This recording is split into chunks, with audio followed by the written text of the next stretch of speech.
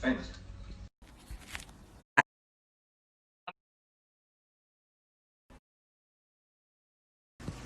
Hi! We're one of these with Isabel, and I worked in work. Yay! Okay, so Rihab Chaieb was so kind enough to come back and talk with me again because somehow it got cut off and I don't know what happened. But this is Spill the Tea with Rihab Chaieb, and I am Tammy Moore, and thank you so much for joining us. Hi, Debs! So we have to do Rehab's again because I was just saying because it didn't save this afternoon. Look at me with this jacket. Like, can we get the jacket off? Okay. Wow. Jeez, I guess sometimes it's a little hard to do these things OTF. That's on the fly. Oh, okay. I keep waiting, but I have to do all the steps so that Rihab can join. Hello. Okay, here she comes. Mezzo Soprano Rihab Chaieb. It's joining. Oh my gosh, hi. And Nala says hello again. Oh, thank you. Nala, you agreed to come back as well. Thank you. Yeah, she was like, I didn't have enough airtime. Exactly. Okay, well, so thank you so much for doing this again. Yes, of course. Welcome to Spill the Tea. Thank you. I don't have my tea anymore. I have water. Oh, okay. Very good. Well, I have coffee because I just drink an endless amount of coffee. Still? It's like 7 p.m., girl. I know. And do you know what I did the other day after I did one of these with Isabel, and I worked to save it. And I did all this graphics and stuff, and then I clicked something and the whole thing went away. And I got so mad that I made a pot of coffee at 11. No, it was for Jonathan's. And I made a pot of coffee at 11 p.m. And I stayed up till 2. Oh my God. I don't know how you do it. I don't know how you do it. Well, I don't usually. I'm a morning person. Are you too? I'm like a midday person.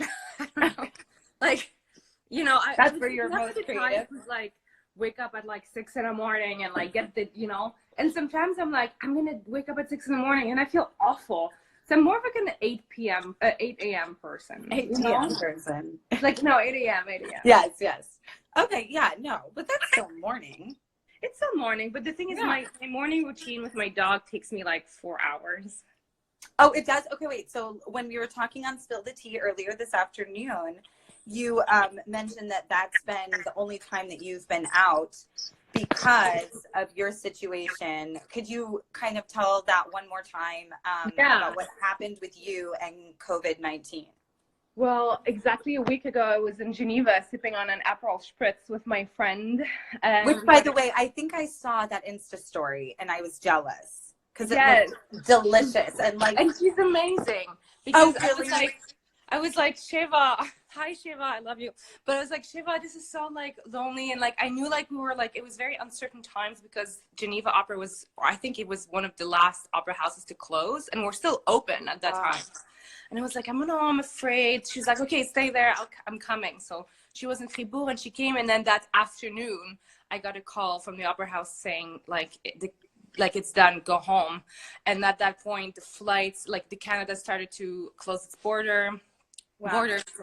Flights were $3,000. I was just freaked out. I found a flight for $1,500, and I was out there the next morning. But in a matter of 12 hours, I was just your whole life just is on another upended. Yeah, and now I'm in Montreal. What was the opera that you were doing? It's called Voyage vers l'Espoir. Here, I'll text it for everybody who wants to know. It's a really great opera, which is based on a movie that won an Oscar in 1991. It's a Turkish-Swiss movie called Voyage vers l'Espoir. And it's a really cool, very intense opera, very intense story about a Turkish family that are trying to emigrate to Switzerland.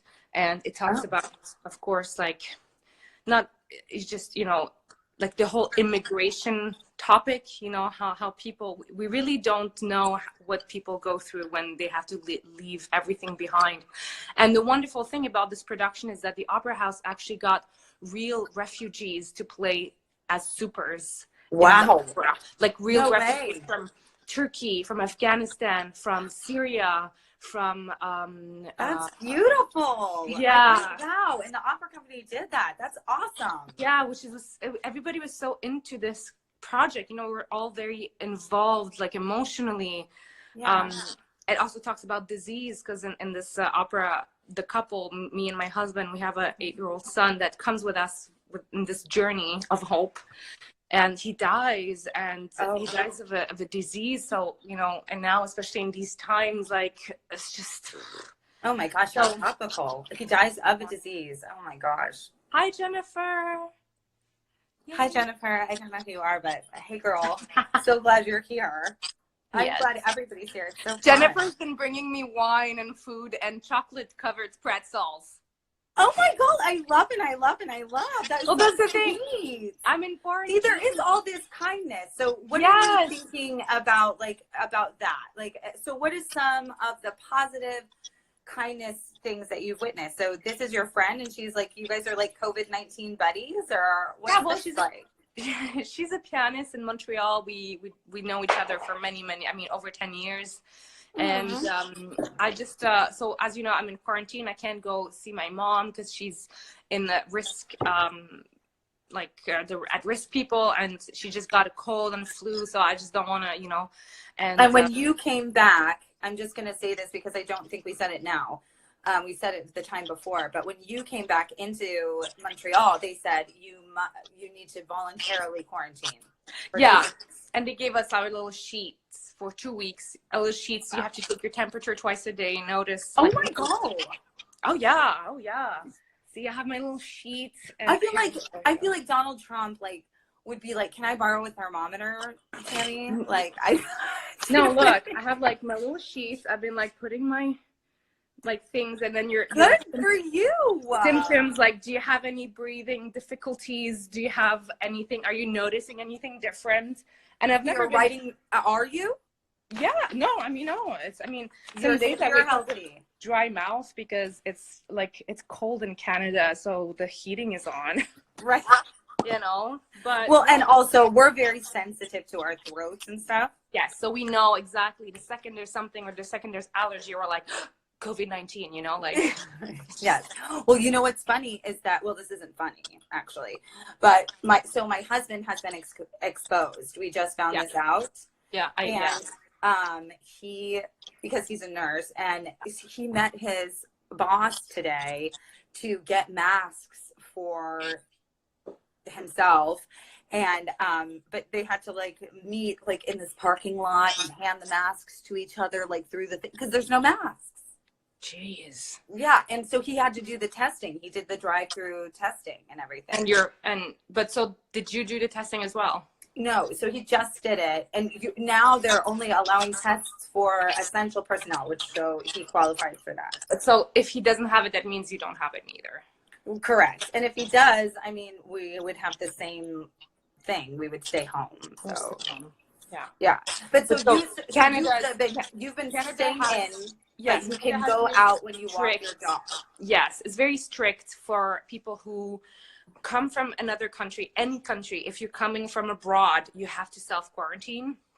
And then if you have any kind of symptoms, or if you've been in touch with someone who has COVID. But so I don't have any symptoms. I'm all healthy, but I did come from Europe, from continental Europe, Switzerland, and it is one of the countries that's been touched with COVID. I mean, everybody's been touched, but right now Europe is the central of the outbreak. So I'm in a quarantine. The nucleus, if you will. Yes. And so, even though, I can't touch anybody. I don't go to stores. So my friends, my family have been doing my groceries. Good. Yeah, and every day I have little goodie bags, and I say hello from afar, but I can't. We have to keep at least 2 meters. Just. I'm sure I'm fine, but the thing is, what if I'm not? And what if that person gets it and gives it to their mother or their grandparents, and I don't want to have that on my conscience. So everybody's been so nice of bringing me some goodies and food. Like, I'm stuck for, you know, a few weeks now. I have a lot of things. Everybody's just really, because the things we're all in together. And Canada has been really nice, actually, to take measures quite early, actually even earlier than Switzerland. Wow. So yeah, so Canada, you know, like, takes care of their citizens, it seems. yes. So I mean, you know, we're still at quite low cases. Yeah. In the country, but we're very, like, you know, everybody is not doing any parties, nobody's touching, and the only thing I'm going out for is to go walk my dog. And I was so saying that's good. people, Like you were saying too, like that the air, like, yeah, because I was asking you, you know, what have you been doing to kind of stay sane? And you were saying like the air is like really good and walking it, which is so awesome. And I also feel like when you are with your dog and stuff, that companionship is like special. it is something amazing, especially now these 2 weeks. It's only been 6 days now, and it's just, I mean, oh my gosh, yeah, so you have 8 to go. I have Wow, 8 to go. girl. And you know what's funny? It's like a lot of people are like, "Oh my God, we're stuck inside." But at the same time, it's very. This is not completely foreign to me, because every time I go to another country for another production with people I don't know in places where I don't speak the language, this kind of feels like it.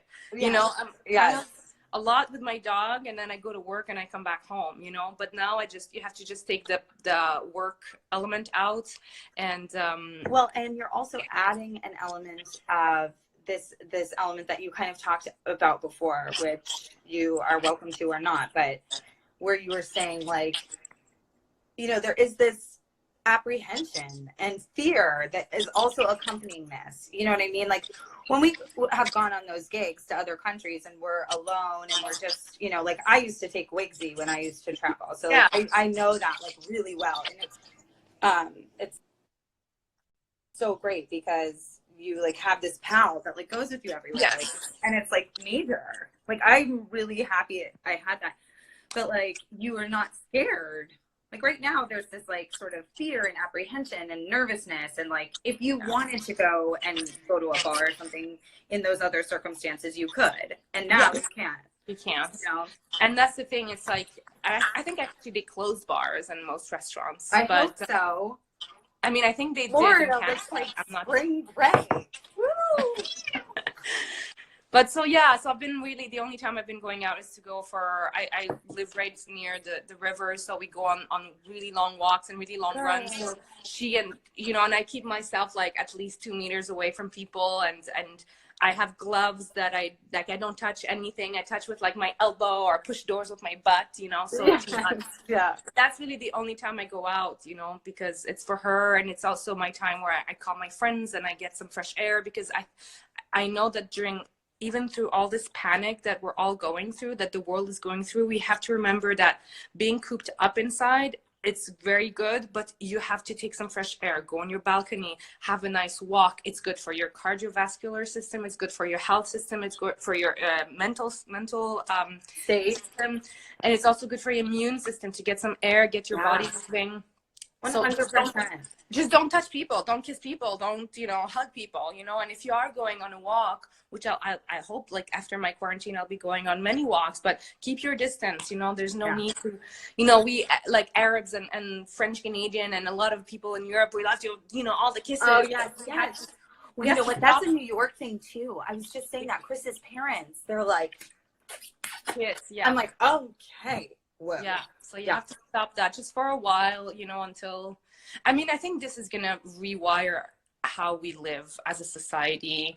I think actually also how we, like meetings and auditions, and like my old school is now like freaking out because they have to audition all their new students and they all have to do them online, and I'm like, well, that's called pre-screening, and that's well, do you know what, I had this the weird thought, like, go with me for just a second, bear with me if you will, that like sometimes, how we've all had the experience of trying to explain a computer program to someone who's like over 60, and they like don't know what you're talking about, right? I feel like that's sort of how the workforce has become. Yes. Like, you know what I mean? Like, we're like all showing up at these offices and we're doing all of these same things all the time in this sort of older way. Yes. And it's sort of like whoosh. I don't know. There was like this, I just had this idea about technology in that way of like, this is sort of kind of pushing us into maybe You're a totally new right. reality, like you're saying. There was a meme or a picture that someone posted, and it was like, it's saying like basically, you're telling me that we've been able to do this online the entire time and we didn't need to go to meetings? And I'm like, no, there's no need to do meetings unless you have to. And it's like, it's a bit like what I don't know if you know Tim Ferriss. He's an author about like, you know, productivity and whatever. But it's like, if you run your own business, or if you know, unless you need to have the like eye-to-eye contact and then you have to give someone something, like there's no need to be all crumbled in one place, you know? You know, and of course that has its, I know you like understand what I mean, but it's like, of course that's not like how we want to like live our life. But the point is that like it has to change in a way where you're going like, okay, so maybe I'm doing work that way. Yeah. So that then my time with my family is this like very intense, like one-on-one, you know what I mean? Who knows what it could be, but you're right. I also think like this will bring a new balance into professional and personal life where unless you are like it's mandatory to be there, why can't I do this at home in the presence of my family and my friends and my child? Or, you know, why can't I just do this? Because then it will force balance between profession and personal. I think that is awesome. Yes, that is such a great point. That is really cool, and I hope that happens. And also that kind of speaks to what you were saying in our last talk a little bit, which was that you were saying, I asked you, what do you think like COVID-19 is calling for people to do? And you were saying like it really is a metaphor for like a heart change, or, you know, like a change of the way we kind of approach everything. Yeah. You know, that doctors and nurses and artists are all valuable, but, you know, it's sort of a fundamental taking care of one another, that needs to be the foundation. Is that what you were trying to kind of say? It's that. It's also like now, you know, like we're all of us artists, we've all lost our jobs, and there's a lot of woe and depression, and like everybody, we're kind of thinking like, how are we going to get through this? You know, I don't know. I'm not one of those who has like millions of dollars in savings, but it's making me like think like, you know, how are we going to get through this? Yeah, like music is it's vital for us as a society, as humans. But right now, and this is why, like, you know, you see the world needs doctors. We need, you know, good politicians that take care of their citizen. And I feel like music hasn't been, especially in our society, it hasn't been something that was, I mean, that's why we're not getting paid, you know? It doesn't have the infrastructure. It doesn't have the respect to have these like safety nets to survive this kind of famine. Yes, it doesn't. Right. And that's unfortunately, I think, how society views artists or art or creativity. Is like, it's nice when you have it, but the second you like there's something, it's the first thing to get kicked out, and it just can't be like that. It's now, do you feel that way in Canada too? Because from my understanding, Canada is much more supportive of their artists as a country. Yeah, I mean, of course, and there's much more, you know, I mean, funds and stuff like that, but it's still the way it is. I mean, and it's also like triage, like it like teachers or people in finance or consultants or whatever, they can all right now, they're all working from home, you know, and they're getting paid. Who's not getting paid? Us, you know, people who, you know, I've worked so hard for the past few months to get a lot of things ready, and I haven't gotten paid. You know, how unfair is this? Like the balance between the workload and the pay, like it's just, which is right now making me like reconsider my life. You know, like and it's how can you not? You're being present, and like, of course. Well, because it's not a bad thing. It's just like, you know, I need to survive as a person, and I also feel like right now as a singer, on top of not getting paid, I feel helpless. See, that's the thing, is that it also affects your mental state. When you don't get paid, and when these infrastructures aren't here for you as for what you are, for a singer, and this is my trade and my craft and how I've spent my time and where my mind is and my, every sense of you.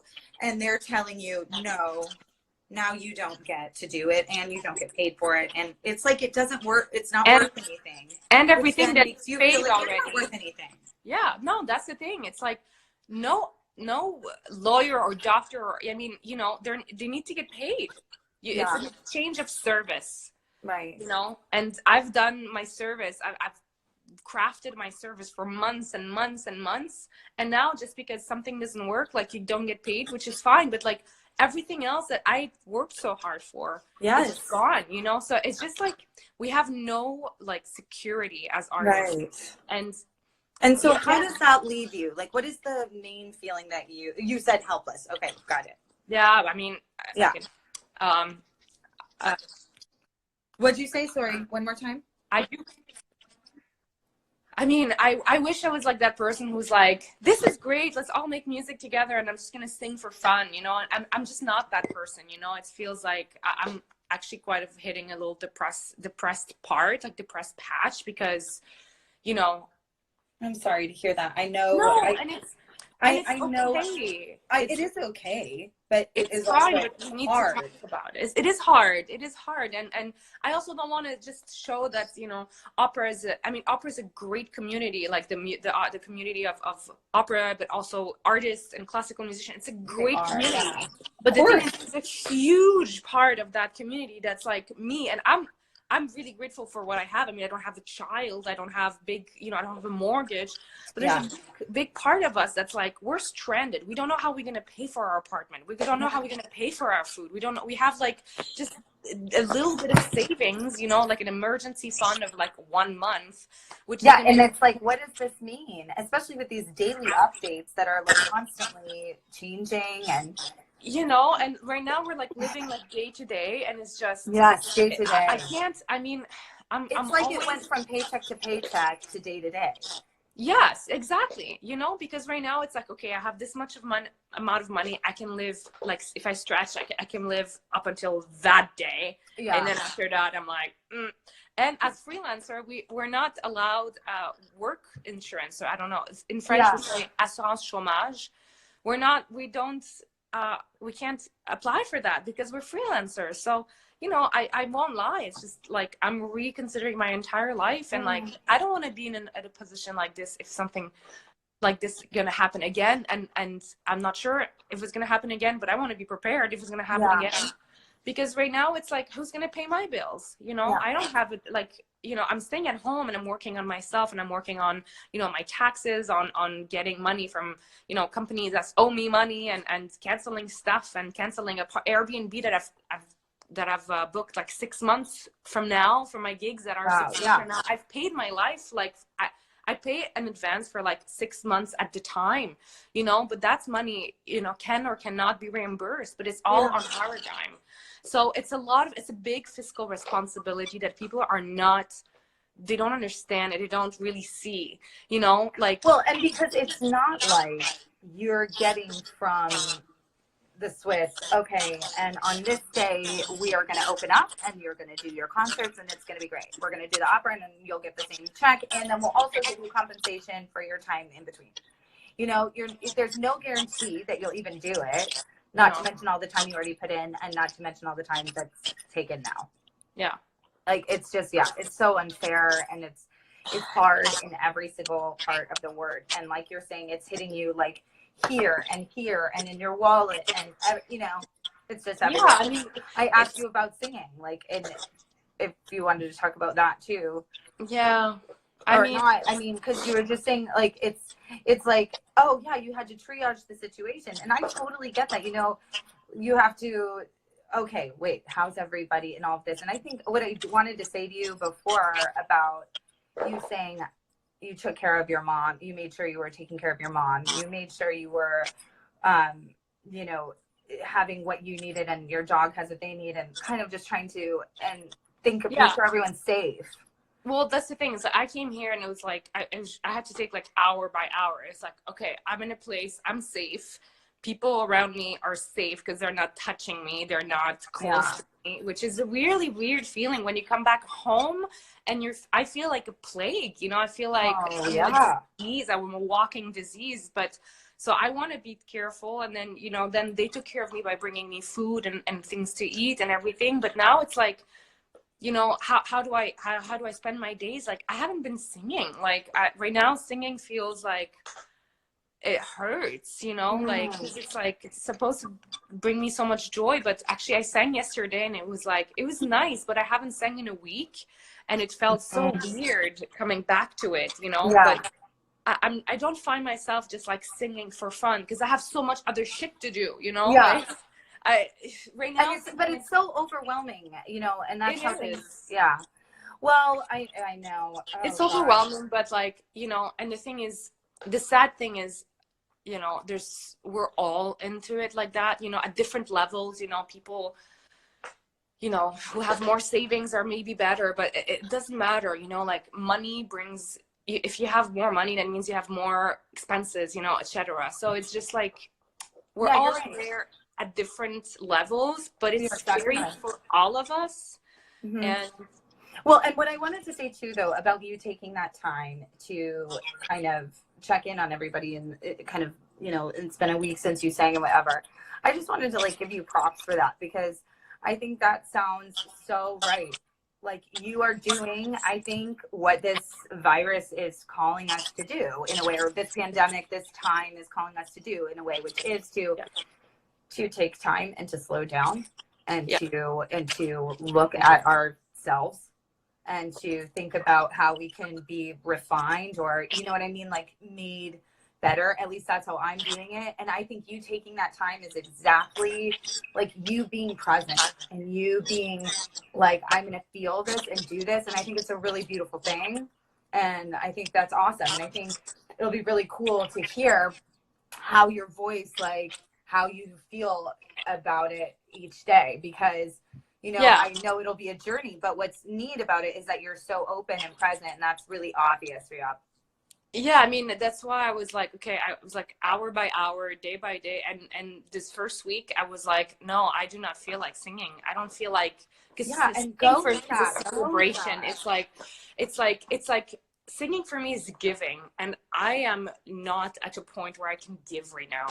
I'm at a point where I'm like, is my family safe? Are they healthy? Do I have food? Do they have food? Basta. That's it. Like, I don't even know. Like, I've rented this apartment now until April 30th, and I don't know what's going to happen after, because that's how I am. Like, I can't plan because I don't know if gigs are going to happen. Right. So right now, singing was like, I could not do it. I could not do it, because also it brought me a bit of pain, because I'm like, this is what I'm supposed to be doing, and this is what's supposed to be.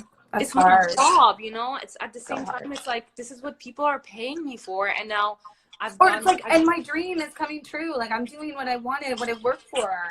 Yeah, I mean, I just finished paying my student loans. Which good, congratulations. But now it's like, fuck. I know. But I mean, how can you know? But that all changes too. As we were saying earlier, I feel like right now singing is gonna be like that old friend that we haven't talked to in many years. Like, right now, we were saying that. We were both saying that, like, when you sang, no matter how long, it's like reconnecting with your closest friend. Yes, that you and those were your words, but I've said them. It's so cool. And you're just like, pick up where you left. And right now, like, I need to see that friend like once a year, because which is in short time, you know, like once a week. Yeah. I can't, like, because like, okay, girl, all right, girl. Well, we've really spent a lot of time together. Okay, a lot of time, ups and downs, and it's just but I like, you're following your instincts, and I just want to say that from a perspective, and from another perspective too. It's like, I have no doubt. Like, I can't wait to hear you sing again. Like, I have no doubt. Like, looking at you, I'm like, wow, I can't. Like, and before I had this conversation with you, in my mind I was like, oh, and then I'll see you. I mean, so just so you know, that's how the world sees you. Thank you. That we are like, we just can't wait to hear your glorious voice sing again, and you to be like just up there and doing Rihab, because it's absolutely fabulous, and we love you. I love you. You should know that. Yeah, you're absolutely fantastic. Thank you so much for joining, and we have to cut it off now. Yeah. Especially because like I'm getting emotional, but if anyone knows me, you know that about me. Thank you so much for coming on and spilling the tea. I'm going to ask you one more question though, actually two more. Do you have any feeling about what this is like? Hi, Nadav. Do you have any sense about what this means for the music industry, or like, do you have anything that you want to just comment about the future of music, or are you not really thinking that far way right now? I don't know right now, because as you know, people now are being more afraid of gathering it, and music, live music is what we do. It's all about gathering, putting each other all in a small place and feeling this thing together. So I don't know if it means more like social media, more broadcasting, more whatever. I have no idea. It would be really sad if it didn't, because I'm a live person. I like to see shows live. I like to be, you know, I started in a metal band. I loved going to rock shows, and so you're cool. you're like one with everyone, and you get together and you get lifted, and you're just, you know, it's just this thing. It's like you become one in this beast, and now I don't know if people are going to change their mind about gatherings, about groups, about big kind of festival or big operas, or so it's hard to tell. I'm keeping my hopes up, you know, but right now, like, it's really hard to tell how as people, as a human, as a race, like how we're going to shift from this, and also depending on how long this lasts, you know. Well, that's the other thing, and that will determine so much. Yeah. Oh my gosh, you've been so insightful, so vulnerable. Thank you so much for doing this twice. I really appreciate it. Nala loves it. You are the best. And I am like so glad that you are here, and that we got to connect. Thank you so much. Thanks, Tammy. And please send tell us also, my second question was a recommendation that you are watching, reading, or listening to. Reading is called Educated by Tara something, and it's a recommendation by Brendan Siddell that we love. Yes. Educated by who? Excuse me? Educated, and it's by who? It's by Tara. I can tell you right now. Brandon, who's it by? Okay. Brandon. One second. And it's called Educated. I think I might have heard of it. Oh, Tara Westover. Okay, Tara Westover. Tara Westover. What I'm watching tonight, I'm watching a new movie every single night. Fantastic. Love it. Social Distancing Cinema Society. And what I'm cooking, was that the question? What I'm cooking? Yes, now it is. Yes. Oh. I don't know. I mean, whatever my friends are giving me. Okay, good. So it's actually nice, because I just kind of have to improvise. It's like surprise Hello Fresh. Yeah. So my mother gave me like couscous and like hummus and like chickpeas and mint. Like, but that's good. It sounds good.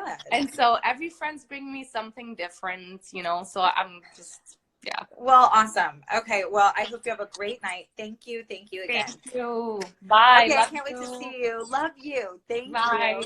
See ya.